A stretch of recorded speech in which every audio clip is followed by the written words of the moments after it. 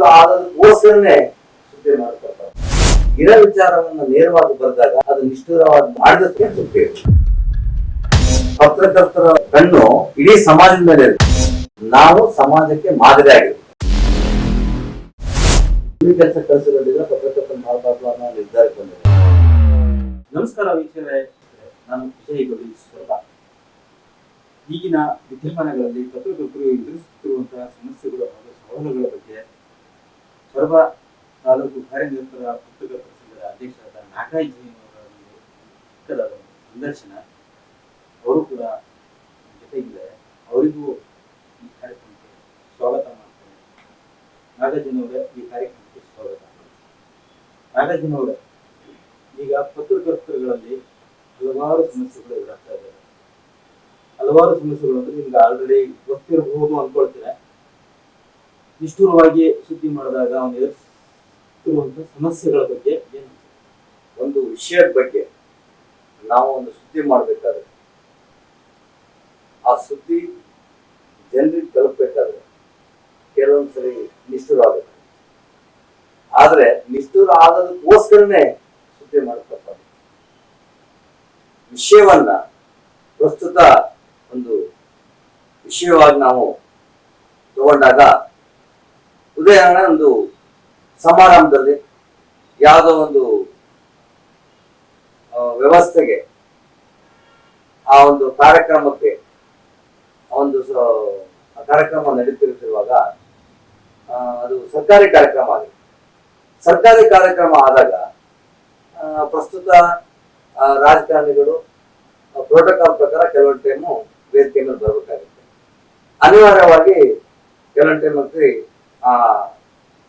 ಸರ್ಕಾರಿ ಅಧಿಕಾರಿಗಳಲ್ಲೂ ಹಿಂದಿನ ಸಾಲ ಕೊಟ್ಟಿರ್ತಾರೆ, ರಾಜಕಾರಣಿಗಳು ಮುಂದಿನ ಸಾಲ ಕೊಟ್ಟಿರ್ತಾರೆ. ಅದನ್ನ ಪತ್ರಕರ್ತರು ಖಂಡಿತನ ಸುದ್ದಿ ಮಾಡ್ತಾರೆ. ಯಾವುದೇ ಒಂದು ಉದ್ದೇಶವಾಗಿ ದುರುದ್ದೇಶವಾಗಿ ಅದು ಸುದ್ದಿ ಮಾಡಲ್ಲ. ಸೊ ಅದು ಸುದ್ದಿ ಮಾಡೋದು ಯಾಕಂತ ಹೇಳಿದ್ರೆ ಮುಂದೆ ಈ ರೀತಿ ಆಗ್ಬಾರ್ದು. ಇದು ಸರ್ಕಾರಿ ಕಾರ್ಯಕ್ರಮ. ಸರ್ಕಾರಿ ಕಾರ್ಯಕ್ರಮದಲ್ಲಿ ಸರ್ಕಾರೇತರ ಸದಸ್ಯರು ಅಲ್ಲಿ ಕುತ್ಕೋಬಹುದು, ನೆಕ್ಸ್ಟ್ ವೇದಿಕೆ ಮೇಲೆ ಇರ್ಬೋದು, ವೇದಿಕೆ ಹಂಚ್ಕೋಬಹುದು. ಆದ್ರೆ ವೇದಿಕೆಯಲ್ಲಿ ಆ ಸಂಸ್ಥೆ ಮುಖ್ಯಸ್ಥರು ಇರೋ ಜಾಗದಲ್ಲಿ ಅವ್ರು ಕುತ್ಕೊಂಡಿರ್ತಾರೆ. ಆತರ ನಿಷ್ಠುರ ವರದಿ ಮಾಡಿದಾಗ ಈ ತರ ಆಗ್ಬೇಕಾಗಿತ್ತು, ಸಾರ್ವಜನಿಕರು ಕೇಳ್ತಾರೆ, ನಿಮ್ಗೆ ಪತ್ರಕರ್ತರಿಗೆ ಗೊತ್ತಾಗಿಲ್ಲ ಅಂದ್ರೆ. ಸೊ ನಾವು ಸುದ್ದಿ ಮಾಡಿದಾಗ ಅದು ಅವರು ಮುಂದೆ ನೆಕ್ಸ್ಟ್ ಈ ತರ ಆತಂಕ ಕರ್ಕೊಂಡ್ರೆ ಆ ಸುದ್ದಿ ಮಾಡಿದ್ದನ್ನ ಅದು ಪಾಸಿಟಿವ್ ಆಗ್ತಾ ಹೋಗ್ಬೇಕು. ನಮ್ಮ ತಪ್ಪನ್ನು ತಿದ್ದಿದಾರಪ್ಪ ಅಂತ ತಿಳ್ಕೊಂಡ್ರೆ ಒಳ್ಳೇದು. ಅದನ್ನ ದುರುದ್ದೇಶದಿಂದ ಮಾಡಿದ್ರೆ ಅಂತ ವಿಸ್ತಾರ ಮಾಡಿ ನೆಕ್ಸ್ಟ್ ಅವ್ರಿಗೆ ಪತ್ರಿಕಾ ಇದಕ್ಕೆ ಕರೆದೇ ಇರೋದು, ಅಥವಾ ಅವ್ರ ಮೇಲೆ ಏನೋ ನನ್ಗೆ ಬೇಕಂತಾನೆ ಮಾಡಿದಾರೆ ಅಂತ ಮಾಡುದು, ಈ ತರ ಎಲ್ಲ ಸುದ್ದಿಗಳಾಗ್ತವೆ ವಸ್ತು ವಿಷಯವಾಗಿ. ಇನ್ನೊಂದು ವಿಚಾರ, ನೈಜ ಘಟನೆ ಸತ್ಯವಾಗಿರುತ್ತೆ, ಅದು ಅವ್ರಿಗೂ ಗೊತ್ತಿರುತ್ತೆ ನಾನು ತಪ್ಪು ಮಾಡಿದೀವಿ, ಇದು ಸುದ್ದಿ ಸರಿಯಾಗಿದೆ ಅಂತೇಳಿ. ಆದ್ರೆ ಯಾರು ಸಮೇತ ಅವರ ತಪ್ಪನ್ನ ಸಾರ್ವಜನಿಕವಾಗಿ ತಿಳ್ಕೊಳ್ಬೇಕಾಗಲ್ಲ. ಆದ್ರೆ ನಮ್ಮ ಪತ್ರಿಕೋದ್ಯಮದ ಕೆಲಸ ಏನು ಅಂತ ಹೇಳಿದ್ರೆ, ಆ ವಿಚಾರ ಸತ್ಯವಾದ ಘಟನೆಯನ್ನ ಇರೋ ವಿಚಾರವನ್ನ ನಾವು ನಿಷ್ಪಕ್ಷಪಾತವಾಗಿ ಅದನ್ನು ಬರೀಬೇಕಾಗುತ್ತೆ. ಬರೆದಾಗ ನಾವು ಯಾವುದಕ್ಕೂ ಕಮಿಟ್ ಆಗ್ತಾನೆ ಆ ಸುದ್ದಿ ಮಾಡಿದೀವಿ ಅಂತ ಹೇಳಿದ್ರೆ, ನಮ್ಮ ಮನಸ್ಸಿಗೆ ಕರೆಕ್ಟ್ ಆಗಿದೆ ಅಂತ ಹೇಳಿದ್ರೆ, ನಾವು ಎಷ್ಟೇ ಜನ ನಿಷ್ಠುರವಾದರೂ ಸಮೇತ ಮತ್ತೊಂದು ದಿವಸ ನಮ್ಮ ವರದಿನ ಒಪ್ಕೊಂಡೇ ಒಪ್ಕೊಳ್ತಾರೆ. ಆದ್ರೆ ನಾವು ಸುಳ್ಳನ್ನ ಸತ್ಯವನ್ನ ಬರೆಯೋದು ಅಥವಾ ಆಗದ ಘಟನೆಯನ್ನ ಇದ್ದಂಗೆ ಬರೆಯೋದು, ಅವಾಗ ಬರೆದಾಗ ನಾವು ಕೆಲವೊಂದು ಟೈಮ್ ಸಮಸ್ಯೆ ಎದುರಿಸಿದ್ರೆ ಅದು ನಮ್ಮ ವೈಯಕ್ತಿಕ ಆಗುತ್ತೆ. ಆದ್ರೆ ಇರೋ ವಿಚಾರವನ್ನ ನೇರವಾಗಿ ಬರೆದಾಗ ಯಾವುದೇ ಕಾರಣಕ್ಕೂ ನಾವು ಅದು ನಿಷ್ಠುರವಾಗಿ ವರದಿ ಮಾಡಿದ ಸಮೇತ ಆ ವರದಿ ಬಗ್ಗೆ ನಮಗೆ ತೃಪ್ತಿ ಇರುತ್ತೆ. ನೀವೇ ಹೇಳಿದ್ರೀಗ ಪತ್ರಕರ್ತರು ಕೆಲವೊಂದೊಂದು ಸಭೆ ಸಮಾರಂಭಗಳಿಗೆ ಹೋದಾಗ ಯಾವ ರೀತಿ ಸುದ್ದಿ ಮಾಡಬೇಕು ಅಂತ ಅಂದ್ಬಿಟ್ಟು ನೀವು ವಿಚಾರ ಇಷ್ಟೇ, ಆ ಸಮಯ ಸಂದರ್ಭ ಅಲ್ಲಿ ಏನು ನಡೀತಾ ಇದೆ ವಿಚಾರ, ಯಾವ ವಿಚಾರದ ಬಗ್ಗೆ ಸುದ್ದಿ ಮಾಡ್ಲಿಕ್ಕೆ ನಾವು ಹೋಗಿರ್ತೀವಿ, ಅಲ್ಲಿ ಏನು ವಿಚಾರ ಇದೆ, ಒಬ್ಬ ಪತ್ರಕರ್ತನಿಗೆ ಅವನದೇ ಆದ ಚಿಂತನೆ ಇರುತ್ತೆ. ಎಲ್ಲರೂ ಒಂದೇ ರೀತಿ ಸುದ್ದಿ ಮಾಡ್ಬೇಕು ಅಂತ ಇರಲ್ಲ. ಅವ್ರು ಕೆಲವೊಂದು ವಿಚಾರ ಬಗ್ಗೆ ಅದು ಪಾಸಿಟಿವ್ ಆಗೋ ಹೇಳಂತ ಭಾಷಣಕಾರ ಇರ್ತಾರೆ, ಅದನ್ನ ಸುದ್ದಿ ಮಾಡ್ಬೇಕು.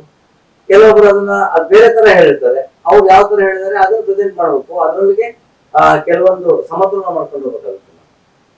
ಅನಾವಶ್ಯಕವಾಗಿ ಕೆಲವೊಂದು ವಿಚಾರವನ್ನು ಅದು ಸೇರಿದ ಪದಗಳನ್ನು ಹೇಳಿರೋದೇ ಇಲ್ಲ, ಆ ಪದಗಳನ್ನು ಬಳಸಿರೋದೇ ಇಲ್ಲ. ನಾವು ಉತ್ಪ್ರೇಕ್ಷೆಯಾಗಿ ನಾವು ಬಳಸೋದು ತಪ್ಪಾಗುತ್ತೆ.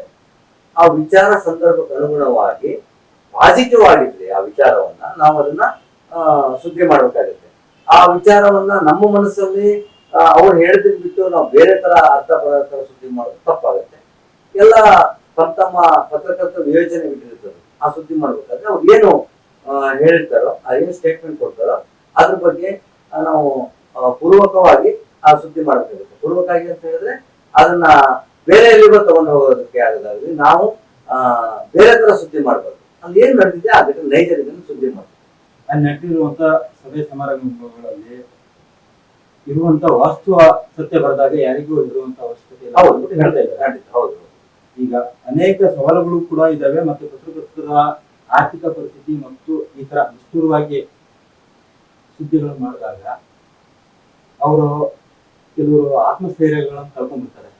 ನಾನು ಇರೋ ಸತ್ಯಗಳನ್ನು ಬರೆದ್ಬಿಟ್ಟೆ, ಅದಕ್ಕೋಸ್ಕರ ಕೆಲವೊಂದು ನೆಗೆಟಿವ್ ಥಾಟ್ಗಳನ್ನು ಅವ್ರ ತಲೆಗೆ ಅಥವಾ ಯಾರಾದ್ರೂ ಯಾರ ಬಗ್ಗೆ ಮಾಡಿರ್ತಾರಲ್ಲ ಅವರು ಅಭಿಮಾನಿಗಳಾಗ್ಲಿ ಅಥವಾ ಅವ್ರ ಉದ್ದೇಶಗಳಾಗ್ಲಿ ಕಾಲ್ ಮಾಡ್ಬಿಟ್ಟು ಬೆದರಿಕೆ ಕೊಡುವಂತ ಕೆಲಸ ಮಾಡ್ತಾರೆ. ಅವ್ರು ಪತ್ರಿಕೋದ್ಯಮಕ್ಕೆ ಬರುತ್ತೆ. ವಿಜಯಗೌಡ ಯಾರು ಗೊತ್ತಾ, ಒಂದು ವಿಚಾರವನ್ನ ವಸ್ತುನಿಷ್ಠುರವಾಗಿ ಒಂದು ವಿಷಯವನ್ನ ಪ್ರಸ್ತುತವಾಗಿ ನಾವು ಅದನ್ನ ಪತ್ರಿಕೆಯಲ್ಲಿ ಬರೆದಾಗ ನಿಜವಾಗ್ಲೂ ಸಮೇತ ಅಕಸ್ಮಾತ್ ಅವ್ರು ತಪ್ಪೇ ಮಾಡಿದಾಗ ಆ ಸುದ್ದಿಯನ್ನು ನಾವು ಬರೆದ್ರೆ ನಿಜವಾದ ಒಬ್ಬ ವ್ಯಕ್ತಿ, ಒಬ್ಬ ರಾಜಕಾರಣಿ ಆಗಿರ್ಬೋದು, ಯಾವುದೋ ಒಂದು ವ್ಯಕ್ತಿ ಆಗಿರ್ಬೋದು, ನಮ್ಮನ್ನ ತಿದ್ದಿದ್ದಾರೆ ಅಂತ ತಿಳ್ಕೊಂತಾರೆ. ಹಿಂದೆಲ್ಲ ಒಂದು ಪತ್ರಿಕೆ ಒಳಗೆ ಒಂದು ವಿಷಯ ಬಂತು ಅಂತ ಹೇಳಿದ್ರೆ ಆ ಹೈ ಅಲರ್ಟ್ ಆಗ್ತಿದ್ರು.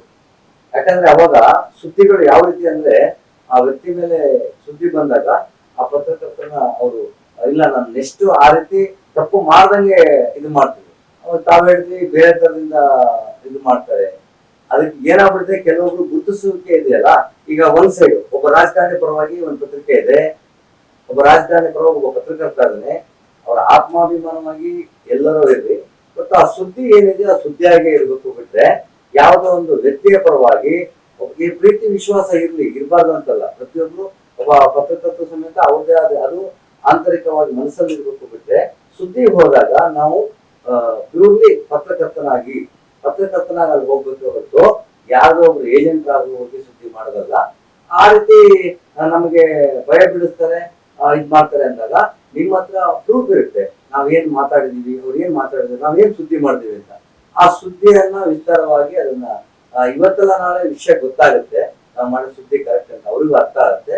ಅವಾಗ ಯಾವತ್ತು ಪತ್ರಕರ್ತರ ಕೆಲಸ ಅಂದ್ರೆ ಪೆನ್ನು ಮತ್ತು ಹಾಳೆಗಳು ಮಾತ್ರ, ಮಾತಿಗೆ ಕೊಡೋದಾಗ್ಲಿ ಅಥವಾ ಅವನ ಜೊತೆಗೆ ನಾನ್ ಮಾಡಿ ಸರಿ ಸುದ್ದಿ ಅಂತ ಹೇಳಿ ಅದನ್ನ ಜನ ಹೇಳ್ತಾರೆ. ಒಂದು ವಿಚಾರ ನಿಮ್ಗೆ ಹೇಳ್ಬೇಕಾಗುತ್ತೆ, ಒಂದು ಸುದ್ದಿ ಮಾಡಿದಾಗ ಆ ಸುದ್ದಿ ಬರತಕ್ಕ ಒಂದು ಕುತೂಹಲ ಇರುತ್ತೆ. ನಾವು ಸುದ್ದಿ ಮಾಡಿದ್ ಹಿಂಗೆ ಎಷ್ಟು ಅಂತ. ಮುಂಚೆಲ್ಲ ಹೇಗಿತ್ತು ಅಂತ ಹೇಳಿದ್ರೆ ನಾವು ಸುದ್ದಿಯನ್ನು ಬರೆದು ಕಳಿಸ್ಕೊಡ್ಬೇಕಾಗಿತ್ತು. ಆ ನಂತರದಲ್ಲಿ ಅದು ಮರ್ದಿಸ ಪೇಪರ್ ಬರೋದು. ಈಗ ಹೆಂಗಾಗಿದೆ ಅಂತ ಹೇಳಿದ್ರೆ ಈಗೆಲ್ಲ ವಾಟ್ಸಪ್, ಈಗ ಈ ಸುದ್ದಿ ಅಲ್ಲಿ ಫಂಕ್ಷನ್ ನಡೀತಿದ್ದಂಗೆ, ಸಭೆ ಸಮಾರಂಭ ನಡೀತಿದ್ದಂಗೆ ಅದನ್ನ ಸುದ್ದಿ ಮಾಡಿ ಕಳಿಸ್ಬಿಡ್ತಾರೆ. ಅದು ಪ್ರಿಂಟ್ ಮೀಡಿಯಾದಲ್ಲಿ ಮರುದಿವಸ ಬರುತ್ತೆ ಅಥವಾ ಸಂಜೆ ದಿನಪತ್ರಿಕೆಗಳು ಸಂಜೆ ಬರುತ್ತೆ. ಆದ್ರೆ ಈ ದೃಶ್ಯ ಮಾಧ್ಯಮದಲ್ಲಿ ಈ ತರ ಬೇಗ ಬಂದಾಗ ಕುತೂಹಲ ಇರೋಲ್ಲ ಅಂತ ತಮ್ಮ ಅಭಿಪ್ರಾಯ. ಅಲ್ಲ, ಅದನ್ನ ಕೆಲವೊಂದು ಯಾಕೆ ಅವಸರದಲ್ಲಿ ಅವಘಡ, ಯಾವತ್ತು ಅವಸರ ಇದೆಲ್ಲ ತುಂಬಾ ಅವಘಡಗಳಾಗುತ್ತೆ. ಕೆಲವೊಂದು ಯೋಚನೆ ಮಾಡಬೇಕು, ಕೆಲವೊಂದು ಕಾಂಪ್ಲಿಕೇಟೆಡ್ ಮಾಡಿರುತ್ತೆ, ನಾವು ಯೋಚನೆ ಮಾಡಿ ಸುದ್ದಿ ಮಾಡ್ಬೇಕಾಗುತ್ತೆ. ಅದಕ್ಕೆ ತಾಳ್ಮೆ ಯಾವಾಗಲೂ ಯಾಕೆ ಕಾಯುವಿಕೆ ಇದೆಯಲ್ಲ, ಯಾವತ್ತೂ ಅಷ್ಟೇ ಒಂದು ವಿಚಾರವನ್ನ ನಾವು ಕಾದಷ್ಟು ಹದವಾದಷ್ಟು ಅಂದ್ರೆ ಆ ವಿಚಾರವನ್ನ ಪಕ್ವವಾಗಿ ಯೋಚನೆ ಮಾಡಿದ್ರೆ ಮಾತ್ರ ಆ ವಿಚಾರ ಕ್ಲಿಯರ್ ಆಗುತ್ತೆ. ತಾವು ಅರ್ಜೆಂಟ್ ಸುದ್ದಿ ಮಾಡ್ಬಿಟ್ಟಿರ್ತೀರ, ಅದು ಟಿವಿಯಲ್ಲಿ ಅಥವಾ ವಾಟ್ಸಪ್ ಬಂದ್ಬಿಡುತ್ತೆ. ಹಿಂದೆ ಹಾಗೆಲ್ಲ ಇರಲಿಲ್ಲ, ಮಲಸಿದಂತ ಪೇಪರ್ ಕಾಯ್ತಿತ್ತು, ಯಾವ ರೀತಿ ಸುದ್ದಿ ಬಂದಿದೆ, ಏನಾಗಿದೆ ಘಟನೆ ಅಂತ ಇಂಚಾಗಿ ಅಕ್ಷರಗಳನ್ನು ಓದ್ತಿದ್ರು ಅಂತ ಓದುಗರಿದ್ರು. ಈಗ ಓದುಗರ ಸಂಖ್ಯೆ ಕಡಿಮೆ ಆಗಿದೆ. ಅದರಲ್ಲೂ ದುಡ್ಡು ಕೊಟ್ಟು ಪತ್ರಿಕೆಯನ್ನು ತಗೊಂಡು ಓದುಗರ ಸಂಖ್ಯೆ ತುಂಬಾ ಕಡಿಮೆ ಆಗಿದೆ. ಹಾಗಾಗಿ ಎಲ್ಲ ವಾಟ್ಸಪ್ ಹಿಡಿದಲ್ಲ, ಕಾರ್ಯಕ್ರಮ ನಡೀತಿದ್ದಂಗೆ ಬಂದ್ಬಿಡುತ್ತೆ. ಅದ್ರಲ್ಲಿ ವಿಶೇಷತೆ ಏನಿರಲ್ಲ. ಈ ಪೇಪರ್ನೇ ಕಾಯ್ಬೇಕು, ಪ್ರಿಂಟ್ ಮೀಡಿಯಾನೇ ಕಾಯ್ಬೇಕು ಅನ್ನೋದಕ್ಕೆ ಇಲ್ಲ. ಆದ್ರೆ ಮುಂಚೆ ಆ ರೀತಿ ಇರಲಿಲ್ಲ. ಆ ಪೇಪರ್ ಬೆಳಗ್ಗೆ ಬರ್ತಿದ್ದಂಗೆ ಎಲ್ಲ ಪೇಪರ್ಗಳನ್ನು ಕಾಯ್ತಿದ್ರು. ಲೈಬ್ರರಿ ಒಳಗೆ ಹೋದ್ರೆ ಎಲ್ಲ ಪೇಪರ್ ಓದ್ತಿದ್ರು. ಇವತ್ತು ಲೈಬ್ರರಿ ಒಳಗೆ ಹೋದ್ರೆ ಪೇಪರ್ ಓದೋ ಸಂಖ್ಯೆನೇ ಇಲ್ಲ. ಪತ್ರಕರ್ತರಿಗೂ ಕೂಡ ಕೆಲವು ಅವರದೇ ಆದ ಸಮಸ್ಯೆಗಳು ಇರ್ತವೆ, ಆರ್ಥಿಕ ಸಮಸ್ಯೆಗಳು. ಇದಕ್ಕೆಲ್ಲ ಸರ್ಕಾರ ಯಾವ ರೀತಿ ಸ್ಪಂದಿಸ್ತಾ ಇದೆ? ವಿಜಯಗೌಡರೇ, ಪತ್ರಿಕೆಯವರಿಗೆ ಪತ್ರಕರ್ತರಿಗೆ ಸಮಸ್ಯೆಗಳಿರುತ್ತೆ. ಸರ್ಕಾರ ಯಾವ ರೀತಿ ಸ್ಪಂದಿಸುತ್ತೆ ಅಂತ ಹೇಳಿದ್ರೆ, ಇದುವರೆಗೂ ಈಗ ಏನಂತ ಹೇಳಿದ್ರೆ ಇವತ್ತು ಆ ಹಠ ಮತ್ತು ಛಲಕ್ಕೆ ಪತ್ರಿಕೆ ನಡೆಸಬೇಕಾಗುತ್ತೆ. ಇವತ್ತು ನಮ್ಗೆ ಗೊತ್ತಿದೆ, ಒಂದು ಪತ್ರಿಕೆ ಪ್ರಿಂಟ್ ಬರ್ಬೇಕಾದ್ರೆ ಎಷ್ಟು ಕಷ್ಟ ಇದೆ ಹೇಗೆ ಅಂತ ಸಂಪಾದಕರಿಗೆ ಗೊತ್ತು. ಆ ಪತ್ರಿಕೆ ಪ್ರಿಂಟ್ ಆಗಿ ಬಂದು ಅದೆಲ್ಲ ಖರ್ಚಾದಾಗ ಅದೊಂದು ಲಾಭ ನಷ್ಟ ಇವತ್ತು ಎಲ್ಲ ನಷ್ಟದಲ್ಲೇ ನಡೀತಾ ಇದೆ. ಆದ್ರೆ ಮುಂಚಿಂದ ಮಾಡ್ಕೊಂಡು ಬಂದಿರೋದು ಒಂದು ಬಿಡಬಾರ್ದು ಅನ್ನೋದಕ್ಕೆ ಸಾಲ ಮಾಡೋದಕ್ಕೆ ಎಷ್ಟೋ ಜನ ಪತ್ರಕರ್ತರು ಮನೆ ಮಠ ಕಳ್ಕೊಂಡಿದ್ದಾರೆ, ಆಸ್ತಿಯನ್ನು ಕಳ್ಕೊಂಡಿದ್ದಾರೆ ಆ ಪತ್ರಿಕೆ ನಡೆಸಬೇಕು ಅಂತ.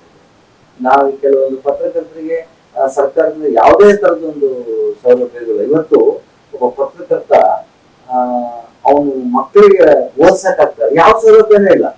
ಪತ್ರಕರ್ತರಿಗೆ ಯಾವುದೇ ತರದ ಒಂದು ವಿದ್ಯಾರ್ಥಿ ದೆಸೆಯಲ್ಲಿ ಆ ಮಕ್ಕಳನ್ನು ಓದಿಸ್ಬೇಕು ಅಂತ ಹೇಳಿದ್ರೆ ಅವ್ರಿಗೂ ಸಮೇತ ಒಂದು ಓದಿಸ್ಲಿಕ್ಕೆ ಒಂದು ಫೀಸ್ ಕಟ್ಟಲಿಕ್ಕೆ ಆಗಲ್ಲ. ಪತ್ರಕರ್ತ ಮಕ್ಕಳು ಬುದ್ಧಿವಂತರೇ.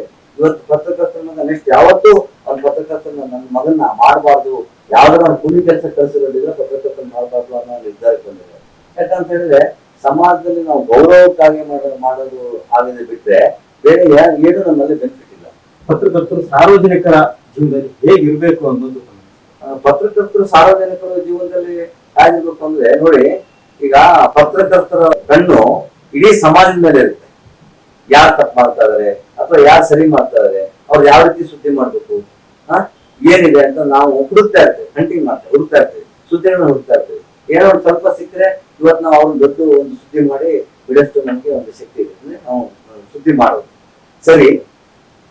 ನಾವು ಇಡೀ ಸಮಾಜದ ತಪ್ಪುಗಳನ್ನ ತಿದ್ದುವುದಾಗ್ಲಿ, ಸಮಾಜದ ಒಳ್ಳೆತನ ಗುರುತಿಸುವ ಒಂದು ಶಕ್ತಿ ನಮಗಿದೆ ಆ ಪೆನ್ನಿಗೆ ಅಂದಾಗ, ಆ ಲೇಖನಿಗಿದೆ ಅಂದ್ಮೇಲೆ ಇಡೀ ಸಮಾಜ ನಮ್ಮನ್ನು ನೋಡ್ತಾ ಇದೆ, ನಾವು ಮರಿಬಾರ್ದು. ನಾವು ಸಮಾಜಕ್ಕೆ ಮಾದರಿ ಆಗಿರ್ಬೇಕು.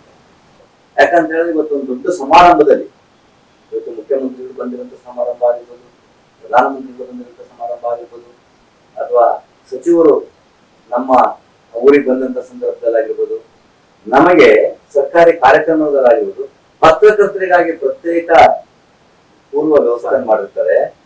ನಮಗೆ ಒಂದು ಟೇಬಲ್ ಹಾಕಿ ಕೂರ್ಲಿಕ್ಕೆ ಸಪರೇಟ್, ಎಷ್ಟೇ ಜನಸ್ತೋಮ ಇರಲಿ, ಅದು ಪತ್ರಕರ್ತರಿಗೆ ಒಂದು ವಿಶೇಷವಾಗಿ ಕೂರಿಸುವಂತ ಗೌರವ ಕೊಟ್ಟಿರ್ತಾರೆ. ಯಾಕಂತ ಹೇಳಿದ್ರೆ ಇವರು ಸಮಾಜವನ್ನ ತಿದ್ದಲು ಪ್ರಯತ್ನಿಸುವ ವ್ಯಕ್ತಿಗಳು, ಇವರು ಪತ್ರಕರ್ತರು.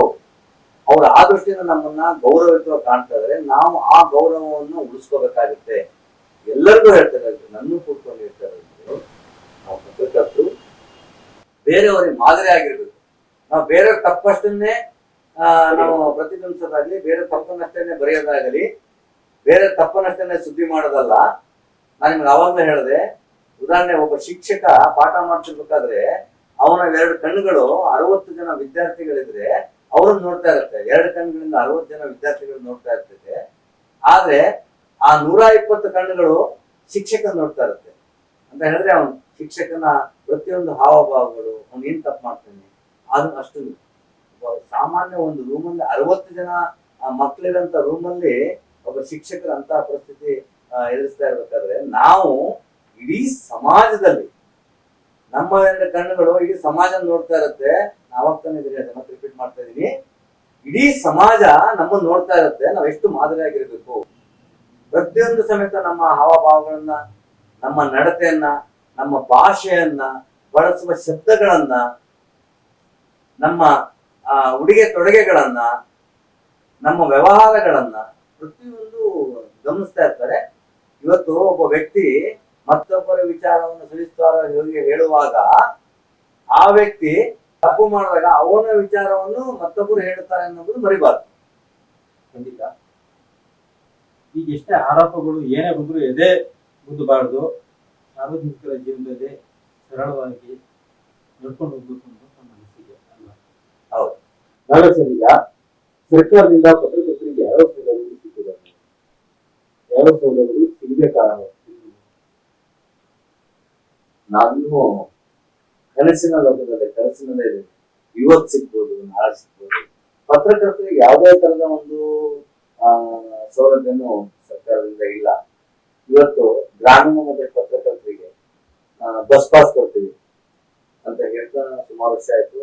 ನಮ್ಮ ಜಿಲ್ಲೆಯಿಂದ ಜಿಲ್ಲಾಧ್ಯಕ್ಷರು, ನಮ್ಮ ರಾಜ್ಯಾಧ್ಯಕ್ಷರು ಪ್ರತಿ ಸಮ್ಮೇಳನದಲ್ಲೂ ಸಮೇತ ಹೇಳ್ತಾ ಇದ್ದಾರೆ, ಅವ್ರು ಕೇಳ್ತಾ ಇದ್ದಾರೆ, ಈ ಸರಿ ಸಿದ್ದರಾಮಯ್ಯ ಸಮೇತ ಉಚಿತ ಬಸ್ ಪಾಸ್ ಅನ್ನ ಕೊಡ್ತೀವಿ ಅಂತ ಹೇಳಿದ್ದಾರೆ. ಇದುವರೆಗೂ ಸಮೇತ ನಮ್ಗೆ ಬಸ್ ಪಾಸ್ ಸಿಕ್ಕಿಲ್ಲ. ಆ ಬಸ್ ಪಾಸ್ ಬೇಕು. ಇವತ್ತು ಒಬ್ಬ ಪತ್ರಕರ್ತ ಒಂದ್ ಕಡೆಯಿಂದ ಮತ್ತೊಂದ್ ಕಡೆಗೆ ಹೋಗ್ಬೇಕಾದ್ರೆ ಅವ್ನಿಗೆ ಯಾವುದೇ ಒಂದು ಸಂಭಾವನೆ ಕೊಡಲ್ಲ, ಅವ್ನು ಸುದ್ದಿ ಮಾಡ್ಬೇಕಾದ್ರೆ ಅಟ್ಲೀಸ್ಟ್ ಬಸ್ ಅಲ್ಲಿ ಹೋಗ್ಬೇಕಾದ್ರೆ ಆ ಬಸ್ ಪಾಸ್ ಇಂದ ಅವನಿಗೆ ಎಷ್ಟು ಅನುಕೂಲ ಆಗುತ್ತೆ. ದಿನನಿತ್ಯ ಯಾರೋ ಬಸ್ ಪಾಸ್ ಇದೆ ಅಂತ ಹೇಳಿ ಬೇರೆ ತರ ಹೋಗೋದಕ್ಕಾಗುತ್ತೆ. ಆದ್ರೆ ಸರ್ಕಾರದಿಂದ ನಮ್ಮನ್ನ ಇವತ್ತು ಸರ್ಕಾರದವರು ಸ್ತ್ರೀ ಶಕ್ತಿ ಯೋಜನೆ ಒಳಗೆ ಅವರಿಗೆ ಉಚಿತ ಬಸ್ ಪಾಸ್ ಮಾಡ್ತಾರೆ. ಇವತ್ತು ಲಕ್ಷಾಂತರ ಜನ ಅದು ನಮ್ಮ ತಾಯಂದ್ರು ತಂದಿರು ಅದ್ರ ಉಪಯೋಗ ತಗೊಳ್ತಾರೆ. ಅಷ್ಟು ಜನರ ಮಧ್ಯೆ ನಾವು ಯಾವ ಲೆಕ್ಕದ್ದು ದೊಡ್ಡಲ್ಲ, ನಮ್ಮ ಪತ್ರಕರ್ತರಿಗೂ ಅವರು ಕೊಡ್ಬೋದಿತ್ತು. ಅದೇ ಬಸ್ಸಲ್ಲೇ ಹೋಗೋದು ನಾವು ಸಮೇತ ಸರ್ಕಾರಿ ಬಸ್ಸಲ್ಲೇ ಯಾವ ಸೌಲಭ್ಯಗಳು ಬೇಕು ಅಂತ ಯಾವ ಮೂಲ ಒಂದು ಆ ಪತ್ರಕರ್ತರಿಗೆ ನೇಮ್ ಏನ್ ಕೇಳ್ತಾರೆ, ಒಂದು ಸೂರಿರಲ್ಲ ಪತ್ರಕರ್ತರಿಗೆ. ಎಷ್ಟೋ ಜನರಿಗೆ ಸೂರಿಲ್ಲ, ಬಾಡಿಗೆ ಮನೆಯಲ್ಲಿದ್ದಾರೆ. ಆಮೇಲೆ ಇರೋ ಅಷ್ಟು ಹಣವನ್ನ ಅವ್ರ ಮನೆ ಮಠ ಮಾರಿ ಪತ್ರಿಕೆ ನಡೆಸೋದಕ್ಕೆ ಕಷ್ಟ ಆಗಿದೆ, ಸಾಲದಲ್ಲಿದ್ದಾರೆ. ಅಂತವರಿಗೆಲ್ಲ ಒಂದು ಒಂದು ಸೂರಿನ ವ್ಯವಸ್ಥೆ ಆಗ್ಬೇಕು. ನಮ್ಗೆ ಗೊತ್ತಿದ್ದಂಗೆ ಎಸ್ ಬಂಗಾರಪ್ಪ ಮುಖ್ಯಮಂತ್ರಿ ಆದಾಗ ಆಶ್ರಯ ಸೈಟ್ ಅಂತ ಎಲ್ಲ ಇವತ್ತು ಸಮೇತ ಅಂತ ಜೀವಂತ ಇರುವಂತ ಕಾರ್ಯಕ್ರಮಗಳು ಆಗ್ಬೇಕು. ಅಂದ್ರೆ ಆಶ್ರಯ, ಪ್ರತಿಯೊಬ್ಬರಿಗೂ ಒಂದು ಮನೆ, ಒಬ್ಬ ವ್ಯಕ್ತಿಗೆ ಆಶ್ರಯ ಬೇಕು. ಅವ್ರು ತುಂಬಾ ಹೆಸರು ತುಂಬಾ ಚೆನ್ನಾಗಿದೆ, ಆಶ್ರಯ, ಒಂದು ಮನೆ, ಆ ಮನೆ ಬೇಕು ಅನ್ನೋ ನಿಟ್ಟಿನಲ್ಲಿ ಇವತ್ತು ಪತ್ರಕರ್ತರಿಗೆ ಒಂದು ಸೌಲಭ್ಯ, ಒಂದು ಮನೆ, ಒಂದು ಸೂರು ಬೇಕು. ಪತ್ರಕರ್ತರು ಮಕ್ಕಳು ಓದಂತಕ್ಕೆ ಸ್ವಲ್ಪನಾದ್ರೂ ಅವ್ರಿಗೆ ರಿಯಾಯಿತಿ ಕೊಡಬೇಕು. ಪತ್ರಕರ್ತರ ಮಕ್ಕಳಿಗೆ ಒಂದು ಎಜುಕೇಶನ್, ಅವ್ರು ತುಂಬಾ ಆಸೆ ಇರುತ್ತೆ, ಓದ್ಬೇಕು ಅಂತ ಇರುತ್ತೆ. ಓದುವಂತ ಪ್ರತಿಭಾವಂತ ಮಕ್ಕಳಿಗೆ ಅದರಲ್ಲಿ ಅವ್ರಿಗೆ ಒಂದು ಸ್ವಲ್ಪ ಫೀಸಲ್ಲಾಗಿ ಸಬ್ಸಿಡಿ ಕೊಡಬೇಕು. ಹೆಚ್ಚಿನಾಗಿ ಆರೋಗ್ಯ ದೃಷ್ಟಿಯಲ್ಲಿ ಇವತ್ತು ಪ್ರತಿಯೊಬ್ಬ ಪತ್ರಕರ್ತನು ತುಂಬಾ ಸುಖಿ ಕೂತ್ಕೊಂಡಿಲ್ಲ, ಲಕ್ಷದಲ್ಲಿ ಒಬ್ಬರು ಇದ್ದು ಸುಖಿ ಒಳಗಿರ್ಬೋದು. ಆದ್ರೆ ಗ್ರಾಮೀಣ ಮಟ್ಟದಲ್ಲಿ ಪತ್ರಕರ್ತರು, ಜಿಲ್ಲಾ ಮಟ್ಟದ ಪತ್ರಕರ್ತರು ಅವರೆಲ್ಲ ತುಂಬಾ ಕಷ್ಟದಲ್ಲೇ ಅವರಿದ್ದಾರೆ. ಅವರ ಆರೋಗ್ಯ ದೃಷ್ಟಿಯಿಂದ ಇವತ್ತು ತಮಗೆ ಗೊತ್ತಿರ್ಬೋದು, ಒಂದು ಸುದ್ದಿ ಮಾಡ್ಬೇಕಾದ್ರೆ ಎಷ್ಟು ಕಷ್ಟ ಆಗುತ್ತೆ ಏನು ಅಂತ. ಬಟ್ ಅವನ ಜೀವನದಲ್ಲಿ ಎಷ್ಟೋ ಒಂದು ತನಗೆ ಏನು ಸಮಸ್ಯೆ ಆಗಿದೆ, ಅವರು ಹೆಂಡತಿ ಮಕ್ಕಳ ಜೊತೆ ಆ ಸಮಸ್ಯೆಯನ್ನ ಹೇಳ್ಕೊಳ್ಳಿಕ್ಕಾಗ್ತಾನೆ. ಆಮೇಲೆ ಅವನ ಅನಾರೋಗ್ಯ ದೃಷ್ಟಿಯಿಂದ ಕೆಲವೊಂದು ಕಾಯಿಲೆಗಳನ್ನ ಗೊತ್ತಿದ್ರು ಸಮೇತ ಅದನ್ನ ಗೊತ್ತಾಗ್ಬಿಟ್ರೆ ಮನೆಯ ಜೊತೆ ಗಾಬರಿ ಆಗ್ತಾರೆ, ಆ ದುಡ್ಡನ್ನು ಹುಡ್ಸಕ್ಕಾಗಲ್ಲ ಅಂತ ಸಂದರ್ಭ ಸುಮಾರಿದೆ. ಉದಾಹರಣೆ ಹೇಳ್ಬೇಕು ಅಂದ್ರೆ ಪತ್ರಕರ್ತರಿಗೆ ಇರದೇ BP, ಶುಗರು ಇವೆಲ್ಲ ಒತ್ತಡಗಳು ಬರೋದಂತ ಡಾಕ್ಟರ್. ನಮಗೊಂದ್ಸರಿ ಇದೇ ರೀತಿ ಒಂದ್ಸರಿ ನಾನು ಪತ್ರಕರ್ತರು ಅಧ್ಯಕ್ಷ ಆದ್ಮೇಲೆ ನಮ್ಮ ಜಿಲ್ಲಾಧ್ಯಕ್ಷರ ಜೊತೆ ಹೀಗೆ ಶಿವಕುಮಾರ್ ಅಂತ, ಶಿವಮೊಗ್ಗ ಜಿಲ್ಲಾಧ್ಯಕ್ಷರು ಶಿವಕುಮಾರ್ ಸರ್ ಪತ್ರಕರ್ತರಿಗೆ ಅಟ್ಲೀಸ್ಟ್ ಸುಮಾರು ಜನ ಸಾಯ್ತಾರೆ, ಯಾವ ರೀತಿ ಯಾಕಾಗಿ ಸತ್ಯ ಅಂತ ಗೊತ್ತಾಗ್ಲಿ, ಒಂದು ಉಚಿತ ಒಂದು ಆರೋಗ್ಯ ತಪಾಸಣೆ ಮಾಡಿಸಿ ಅಂತ ಹೇಳಿ ಅವ್ರ ಹತ್ರ ನಾನೊಂದು ರಿಕ್ವೆಸ್ಟ್ ಮಾಡಿದಾಗ ಅವರು ತುಂಬ ಹೃದಯದಿಂದ ಒಪ್ಕೊಂಡು ತಕ್ಷಣವೇ ಈಗ 2 ಬಾರಿ ಆ ತರ ಮಾಡ್ತಾರೆ. ಅಂದ್ರೆ ಎಲ್ಲಾ ಪತ್ರಕರ್ತರಿಗೂ ಸಮೇತ ಜಿಲ್ಲೆಯಲ್ಲಿ ಕಾರ್ಯನಿರತ ಪತ್ರಕರ್ತರಿಗೆ ದೊಡ್ಡ ಹಾಸ್ಪಿಟಲ್ ಒಳಗೆ ಅವರಿಗೆ ECG, ಹೃದಯ ಸಂಬಂಧಿತ ಕಾಯಿಲೆ ಬಗ್ಗೆ, ಅವನಿಗೆ ಶುಗರ್, ಪ್ರತಿಯೊಂದು ಚೆಕಪ್ ಮಾಡಿಸಿ ಉಚಿತವಾಗಿ ಸುಮಾರು 8 ರಿಂದ 10 ಸಾವಿರ ರೂಪಾಯಿ ಚಿಕಿತ್ಸೆ ಆದಂತಹದಲ್ಲಿ ದೊಡ್ಡ ಹಾಸ್ಪಿಟಲ್ ಅಲ್ಲಿ, ಮ್ಯಾಕ್ಸ್ ಹಾಸ್ಪಿಟಲ್ ಅಲ್ಲಿ, ಶಿವಮೊಗ್ಗ ಮ್ಯಾಕ್ಸ್ ಹಾಸ್ಪಿಟಲ್ ಅಲ್ಲಿ ನಮ್ಗೆಲ್ಲರಿಗೂ ಔಟ್ ತಿಳಿಸುವಂತ ತಿಂಡಿ ವ್ಯವಸ್ಥೆ, ಊಟದ ವ್ಯವಸ್ಥೆ ಎಲ್ಲ ಮಾಡಿ ಎಲ್ಲಾ ಪತ್ರಕರ್ತರಿಗೂ ಸಮೇತ ಅವರು ನಮ್ಮ ಜಿಲ್ಲೆಯೊಳಗಿರುವಂತ ಪತ್ರಕರ್ತರು ಕರೆಸಿ ಅವ್ರು ಬಂದಂತವರಿಗೆ ಉಚಿತವಾಗಿ ಮಾಡಿದ್ದಾರೆ. 2 ಸಾರಿ ಮಾಡಿದ್ದಾರೆ. ಇದು ನಮ್ಮ ಸಂಘದ ವತಿಯಿಂದ, ಸರ್ಕಾರದ ವತಿಯಿಂದ ಅಲ್ಲ, ಸಂಘದ ನಮ್ಮ ಅಧ್ಯಕ್ಷರು ಮತ್ತು ಹಾಸ್ಪಿಟಲ್ಗಳ ಒಂದು ವಿಶ್ವಾಸದಲ್ಲಿ ಪತ್ರಕರ್ತರಿಗೆ 2 ಸಾರಿ ಉಚಿತ ಚಿಕಿತ್ಸೆ. ಇದುವರೆಗೂ ಸರ್ಕಾರದಿಂದ ಯಾವ ಸೌಲಭ್ಯಗಳು ಸಿಕ್ಕಿಲ್ಲ ಅಂತ ಮುಂದಿನ ದಿನಗಳಲ್ಲಿ ಇದೊಂದು ನಿರೀಕ್ಷೆ ಇದೆಯಾ? ಯಾವತ್ತು ನಾವು ಆದಿತ್ಯವಾಗಿ ಚಿಂತನೆ ಸಿಗುತ್ತೆ ಅಂತ ನಾವು ಆಸೆ ಇಟ್ಕೋಬೇಕು, ಕನಸಿಟ್ಕೋಬೇಕಾಗುತ್ತೆ. ಒಂದಲ್ಲ ಒಂದ್ಸಲ ಸಿಗುತ್ತೆ ಅಂತ ನಮ್ಮ ಪ್ರಯತ್ನ. ಹಾಗಂತ ಹೇಳಿ ನಮ್ಮ ಕಾರ್ಯಗಳನ್ನ ನಾವು ಬಿಡಬಾರ್ದು. ನಾವು ಕೇಳಲೇಬೇಕು. ಯಾವಾಗಲೇ ಗಾದೆ ಕೂಸು ಹತ್ತಿರ ಮಾತ್ರ ತಾಯಿ ನಾವು ಕೂಸು, ಆ ರೀತಿ ನಾವು ಕೇಳ್ತಾನೆ ಇರಬೇಕು. ಸತತವಾಗಿ ನಮ್ಮ ಜಿಲ್ಲಾಧ್ಯಕ್ಷರಾದಂತ AV ಶಿವಕುಮಾರ್ ಸರ್ ಅವರು, ಆಮೇಲೆ ರಾಜ್ಯಾಧ್ಯಕ್ಷರಾದಂತ ನಮ್ಮ ಶಿವಾನಂದವರು ಸತತವಾದ ಒಂದು ಪ್ರಯತ್ನದಲ್ಲಿದ್ದಾರೆ. ಪ್ರತಿಯೊಂದು ಸಂದರ್ಭದಲ್ಲೂ ನಾವೆಲ್ಲ ಸಮ್ಮೇಳನದಲ್ಲಿ ಸೇರಿದಾಗ ಬಂದ ಅತಿಥಿಗಳಲ್ಲಿ ಸರಿ ಮುಖ್ಯಮಂತ್ರಿಗಳು ಸಮೇತ ಹೇಳಿದ್ರು, ಬಸ್ ಪಾಸನ್ನ ಜೊತೆಗೆ ಪತ್ರಕರ್ತರಿಗೆ, ಅವ್ರ ಫ್ಯಾಮಿಲಿಗೆ, ಅವರು ನಂಬ್ಕೊಂಡಿರೋ ತಂದೆ ತಾಯಿಗಳಿಗೆ, ಅವರಿಗೆ, ಮಕ್ಕಳಿಗೆ, ಪತ್ರಕರ್ತರಿಗೆ, ಅವ್ರ ಫ್ಯಾಮಿಲಿ, ಟೋಟಲಿ ಒಂದು ಕುಟುಂಬಕ್ಕೆ, ಪತ್ರಕರ್ತರ ಕುಟುಂಬಕ್ಕೆ ಒಂದು ವೈದ್ಯಕೀಯ ತಪಾಸಣೆ ವೆಚ್ಚವನ್ನ ಸರ್ಕಾರ ಭರಿಸಬೇಕು. ಆಮೇಲೆ ಪ್ರತಿಭಾವಂತ ಪತ್ರಕರ್ತರ ಮಕ್ಕಳನ್ನ ಅವರಿಗೆ ಓದಲು ಅವಕಾಶ ಮಾಡಿಕೊಡ್ಬೇಕು. ಆ ಫೀಸ್ಗಳನ್ನ ಸ್ವಲ್ಪ ಕಡಿಮೆ ರಿಯಾಯಿತಿ ಮಾಡಬೇಕು. ನಾವು ಕೇಳ್ತೀವಿ ಪತ್ರಕರ್ತರ ಮಕ್ಕಳು ಉಚಿತವಾಗಿ ನೀವು ಶಿಕ್ಷಣ ಕೊಡಿಸ್ತಾರೆ ಅಂತ. ಉಚಿತವಾಗಿ ಕೊಡಿಸೋದು ಕಷ್ಟ ಆದ್ರೂ ಸಮೇತ ಅಟ್ಲೀಸ್ಟ್ ನಮಗೆ ರಿಯಾಯಿತಿ ಕೊಡಬೇಕು. ಪತ್ರಕರ್ತರ ಆರೋಗ್ಯದ ಬಗ್ಗೆ ಒಂದು ಆರೋಗ್ಯ ಇದು ಮಾಡಬೇಕು. ಮತ್ತೆ ಬಸ್ ಪಾಸ್ ಅಂತ ಕೊಡಬೇಕು. ಅವಾಗ ಒಬ್ಬ ಸದೃಢ ನಮ್ಗೆ ಧೈರ್ಯ ಇದೆ, ನಮ್ಗೆ ಸರ್ಕಾರ ನಮ್ಮ ಜೊತೆಗಿದೆ, ನಮ್ಮ ಅನಾರೋಗ್ಯ ಆದಾಗ ಸರ್ಕಾರ ನಮ್ಗೆ ಉಚಿತ ಟ್ರೀಟ್ಮೆಂಟ್ ಕೊಡುತ್ತೆ. ಅದ ಎಲ್ಲ ಹಾಸ್ಪಿಟಲ್ಗಳಲ್ಲಿ, ಯಾವುದೇ ದೊಡ್ಡ ಹಾಸ್ಪಿಟಲ್ ಆದ್ರೂ ಸಮೇತ ನಮ್ಗೆ ಸ್ವಲ್ಪ ಮಾರ್ಜಿನ್ ನಮ್ಗೆ ಉಚಿತವಾಗಿ ಕೊಡ್ಬೇಕಾಗತ್ತೆ. ಬರೇ ಕೆಲವೊಂದು ಸೀನಿಯರ್ ಸರ್ಕಾರಿ ಆಸ್ಪತ್ರೆಗಳಿಗೆ ಉಚಿತ ಇರುತ್ತೆ, ನಮ್ ಸೀನಿಯರ್ಟಿ ಬರ್ಬೇಕು ಅಂತ ಉದಾಹರಣೆ ಹಾರ್ಟ್ ಪ್ರಾಬ್ಲಮ್ ಇರುತ್ತೆ, ಜಾಸ್ತಿ ಸಹಾಯ ಬರಲ್ಲ, ವೈಫಲ್ಯ ಇರುತ್ತೆ, ತಕ್ಷಣ ಮಾಡಿಸ್ಬೇಕಾಗುತ್ತೆ. ಅವಾಗ ನಾವು ಸೀನಿಯರ್ಟಿ ಕಾಯ್ಲಿಕ್ಕೆ ಬರಲ್ಲ. ಅದಕ್ಕೋಸ್ಕರ ಎಲ್ಲ ಹಾಸ್ಪಿಟಲ್ಗಳಲ್ಲೂ, ಎಲ್ಲ ದೊಡ್ಡ ದೊಡ್ಡ ಹಾಸ್ಪಿಟಲ್ಗಳು, ಶಸ್ತ್ರಚಿಕಿತ್ಸೆ ಎಲ್ಲ ಹಾಸ್ಪಿಟಲ್ಗಳಲ್ಲೂ ಇಂಥ ಕಾಯಿಲೆಗಳ ಪತ್ರಕರ್ತರು ಹೋದಾಗ ಅವನಿಗೊಂದು ಉಚಿತ ಮಾಡಿದ್ರೆ ತುಂಬಾ ಒಳ್ಳೇದು. ಇಲ್ಲ ಸ್ವಲ್ಪ ನಮ್ಗೆ ರಿಯಾಯಿತಿಯಿಂದ ಮಾಡ್ಕೊಡ್ಬೇಕು. ಮತ್ತೆ ನಮ್ಮ ಮಕ್ಕಳ ಎಜುಕೇಶನ್ಗೆ ಫ್ರೀ ಎಜುಕೇಶನ್ ಮಾಡ್ಕೊಡೋ ವ್ಯವಸ್ಥೆ ಮಾಡ್ಕೊಡ್ಬೇಕು. ಜೊತೆಗೆ ನಮಗೆ ಒಂದ್ ಕಡೆಯಿಂದ ಮತ್ತೊಂದ್ ಕಡೆಗೆ ಹೋಗುವಂತ ಬಸ್ಗಳಲ್ಲಿ ಇವತ್ತು ಮಾಧ್ಯಮಗಳು ಓಡಾಡ್ಲಿಕ್ಕೆ ನಮ್ಗೆ ಯಾವ್ದೇ ತರ ಸಂಬಳ ಇಲ್ಲ, ಮತ್ತೊಂದಿಲ್ಲ. ನಮಗೆ ನಮ್ಮ ಸೇವೆಯನ್ನು ಗುರುತಿಸಿ ಅವರು ಅದನ್ನ ಪತ್ರಕರ್ತರಿಗೆ ಉಚಿತ ಪಾಸ್ ಮಾಡ್ಕೊಡ್ಬೇಕು. ಬರೀ ತಾಲೂಕಿಂದ ಬರೀ ಒಂದು 30 ಕಿಲೋಮೀಟರ್ 50 ಕಿಲೋಮೀಟರ್ ಅಲ್ಲ, ಸರ್ಕಾರಿ ಬಸ್ಗಳಲ್ಲಿ ಓಡಾಡ್ಲಿಕ್ಕೆ ನಮ್ಗೆ ನಾವ್ ಇಲ್ಲಿಂದ ಬೆಂಗಳೂರು ತನಕ ಹೋಗ್ಬೋದು. ಮತ್ತೆ ಇನ್ನೆಲ್ಲ ಹೋಗ್ತೇವೆ, ಬೇರೆ ರಾಜ್ಯಕ್ಕೆ ಹೋಗಲ್ಲ, ಬೆಂಗಳೂರು ತನಕ ಹೋಗ್ತೇವೆ. ನಮಗೆ ಬಸ್ ಪಾಸ್ ಕೊಡ್ಬೇಕು. ಇದಿಷ್ಟು ಒಂದು ಕನಿಷ್ಠ ಒಂದು ಬೇಡಿಕೆ ಇದೆ. ಅದನ್ನ ಸರ್ಕಾರದವರು ಮಾಡ್ಕೊಡ್ಬೇಕು. ಅದನ್ನ ನಾವು ನಮ್ಮ ಮುಖಾಂತರ ಸರ್ವ ತಾಲೂಕು ಕಾರ್ಮಿಕ ಪತ್ರಕರ್ತರ ಸಂಘದ ಅಧ್ಯಕ್ಷರಾಗಿ ಇದ್ರ ಮುಖಾಂತರ ನಾನು ಕೇಳ್ಕೊಳ್ತೀನಿ, ದಯವಿಟ್ಟು ನಮ್ಮ ಸಮಸ್ಯೆಗಳಿಗೆ ಸ್ಪಂದಿಸಿ ಅಂತ ಇದೆ. ಜೊತೆಗೆ ನಮ್ಮ ಜಿಲ್ಲಾಧ್ಯಕ್ಷರು ಶಿವಕುಮಾರ್ ಸರ್ ಸಮಿತಿ ಈಗಾಗಲೇ ಇದ್ರ ಬಗ್ಗೆ ಧ್ವನಿ ಎತ್ತಿದ್ದಾರೆ, ಚರ್ಚೆ ನಡೆಸ್ತಾರೆ. ಅಷ್ಟರೊಳಗೆ ನಮ್ಗೆ ಏನೇ ಸಮಸ್ಯೆ ಆದ್ರೂ ಸಮೇತ ಆರೋಗ್ಯ ದೃಷ್ಟಿಯಿಂದ ಅವರೇ ಸಮೇತ 2 ಸರಿ ಈಗ ಸಹಕಾರದಿಂದ ಎಲ್ಲರ ಜಿಲ್ಲಾ ಸದಸ್ಯರಾದಂತ ಮತ್ತು ರಾಜ್ಯ ಸಮಿತಿ ಸದಸ್ಯರ ಸಹಕಾರದಿಂದ 2 ಸರಿ ಶಿವಮೊಗ್ಗದಲ್ಲಿ ನಮಗೆಲ್ಲ ಉಚಿತ ವೈದ್ಯಕೀಯ ತಪಾಸಣೆ ಮಾಡಿಸಿದ್ದಾರೆ. ಜೊತೆಗೆ ಬಸ್ ಪಾಸ್ ಬಗ್ಗೆ ದಿನನಿತ್ಯ ಅದ್ರದ್ದು ಕಾರ್ಯವೈಖರಿ ನಡೀತಾ ಇದೆ. ಇವತ್ತೆಲ್ಲ ನಾಳೆ ಸಿಗ್ಬೋದು ಅಂತ ನಾವು ಕಾತರಾಗಿದ್ವಿ. ಸದ್ಯದಲ್ಲೇ ಬಸ್ ಪಾಸ್ ಸಿಗುತ್ತೆ ಅಂತದೆ. ಜೊತೆಗೆ ಇದನ್ನು ಸಮೇತ ಆರೋಗ್ಯದ್ದು ಮತ್ತೆ ಎಜುಕೇಶನ್ ಮಾಡ್ಕೊಳ್ಬೇಕು ಅಂತ ಪ್ರಯತ್ನ ಇದೆ. ಇಷ್ಟೊತ್ತು ಪತ್ರಕರ್ತರ ಸಮಸ್ಯೆಗಳು ಹಾಗೂ ಅವರ ಕುಂದುಕೊರತೆಗಳ ಬಗ್ಗೆ ಮುಕ್ತವಾಗಿ ನೋಡಿದ್ರಲ್ಲ ವೀಕ್ಷಕರೇ, ಒಬ್ಬ ಪತ್ರಕರ್ತ ಏನೆಲ್ಲ ಸಮಸ್ಯೆಗಳು ಎದುರಿಸಬೇಕಾಗುತ್ತದೆ ಎಂದು ಸರ್ವ ತಾಲೂಕು ಕಾರ್ಯನಿರ್ವಾಹಕ ಪತ್ರಕರ್ತರ ಸಂಘದ ಅಧ್ಯಕ್ಷರು ನಾಗೇಂದ್ರ ತಿಳಿಸಿಕೊಟ್ಟರು. ಒಟ್ಟಾರೆ ಸರ್ಕಾರಕ್ಕೆ ನಾವು ಕೂಡ ಆಗ್ರಹಗಳನ್ನು ಮಾಡ್ತೇವೆ. ಪತ್ರಕರ್ತರ ಬೆನ್ನಿಗೆ ಸರ್ಕಾರವು ನಿಲ್ಲಲಿ ಎನ್ನುವುದೇ ನಮ್ಮ ಆಶಯ. ಧನ್ಯವಾದಗಳು. TV12 ಕನ್ನಡ, ಇದು ಕನ್ನಡಿಗರ ಧ್ವನಿ.